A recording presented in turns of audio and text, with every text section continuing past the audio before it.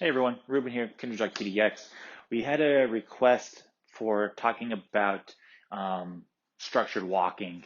Um, I'm not sure what that all entails, so we're just going to cover what that looks like for us. So, structured walk, just to start off, um, means like our dog is at our side or behind us. Okay, so there's a couple of things that we're going to want to be looking at. So, leash pressure exercises, right?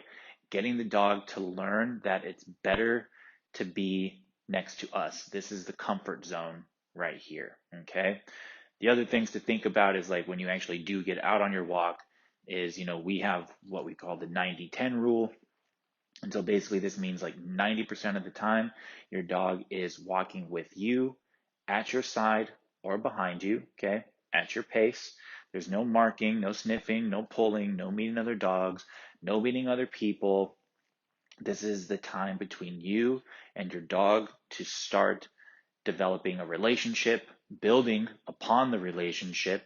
Um, going back, if we allow our dogs to say hi to other dogs on the walk and say hi to other people on the walk, we're effectively teaching our dogs to ignore us and seek attention from all of these other things. And so that's why it's really important that we are the ones that are giving the affection and things like that. So everything good comes from us.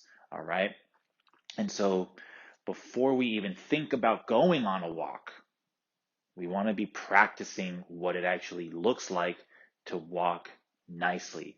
All too often, we leash the dog up and we just head outside, and the dog instantly starts pulling, zigzagging, reacting to things. All of that stuff can transpire almost instantaneously, and that's because we haven't done enough pre-work to set them up for success out there. So just like with everything else, we want to slowly introduce the 3Ds, which is distance, duration, and distraction. All right. But again, like all too often, we just leash the dog up and we just go outside where all of the distractions are. And then we're trying to go for a mile, and we're out there for 45 minutes. Like that's too much, too fast. All right. We want to break everything down so that we can be successful. We can teach the dog what we want and also let the dog be successful so that they're not choking themselves on a leash or, straining themselves on a harness or something like that. Like there's a lot of pressure on the dog. And so we want to scale all of that stuff back. And typically, the way we have folks start this is just by starting to walk inside your house, especially if your dog has no problem pulling inside the house. If they're doing that, then this is where we're going to start. And we're going to get this really freaking good before we even think about going outside. And when you do go outside, you might just hang out in front of your house, 20 steps in one direction, 20 steps in the other direction, but you're focusing on leash pressure communication. All right. So we're in my apartment right now. So we don't have a lot of space, but that's why we're here, is because I want to show you folks that it doesn't take a lot of space to be able to train your dog. So what we're going to do is I'm going to grab one of my personal dogs and we're just going to like walk through what we're talking about when it comes to leash pressure work. Okay? All right.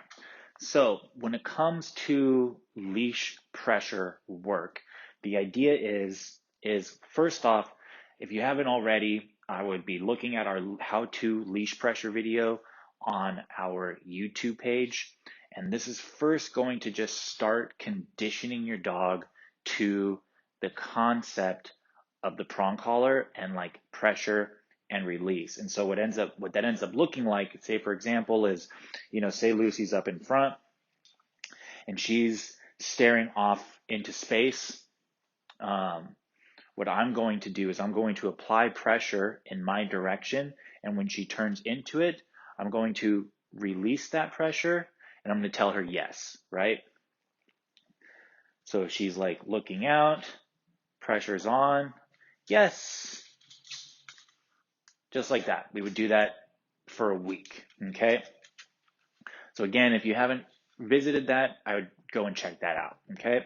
So when it comes to leash pressure work, again, it's really just like get her to come back to me. So here she's like out in front.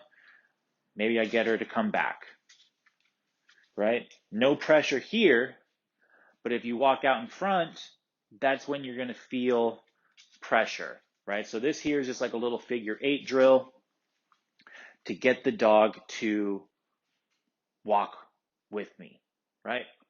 And then maybe I like turn into her and we just walk like this. Just walking inside the house. That's it. Practicing your turns. We're not asking for sits or anything right now.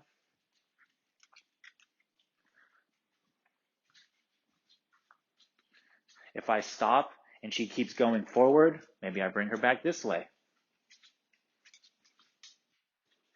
And then maybe try stopping again. Oh, she did something like that I like. Okay, good. And now I want to go this way.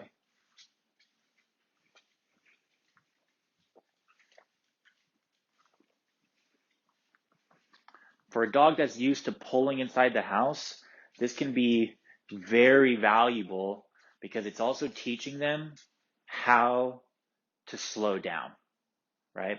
That's the biggest thing that we want to be focusing on is slowing everything down. Remember, folks, fast is easy, slow is hard. It doesn't take any mental work just to move through life, without anything. You're just like, hey, this is what I'm doing here, this is what I'm doing here. Slow it down. Be mindful. That takes work. So again, we're just slowly walking around.